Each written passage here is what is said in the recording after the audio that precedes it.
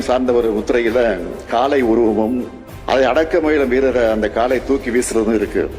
சிந்துவெளியில இருந்து இன்றைய அலங்காநல்லூர் வர காளைகள் இருக்கு. பழந்தமிழ் இலக்கியங்கள்ல ஏறு தவிழுதல் நிகழ்ந்ததற்கான சான்றுகள் இருக்கு. சிந்துவெளியில காளைகள் தான் இருந்துச்சு. இது திராவிட சின்னம்.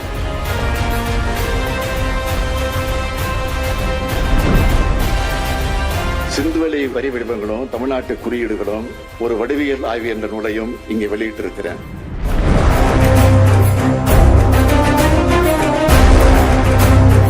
இதுக்கெல்லாம் முத்தாய்ப்பாக ஜான் மார்ஷல் அவர்கள் சிலைக்கு அடிக்கல் நாட்டியிருக்கிறார். சிந்துவெளி பண்பாட்டை கண்டுபிடிச்சது மூலமா நம்ம வரலாற்றையும் பெருமையும் மீட்டவர் ஜான் மார்ஷல். அவரை சிறப்பிக்கிறது தமிழ்நாடு அரசுக்கு பெருமை.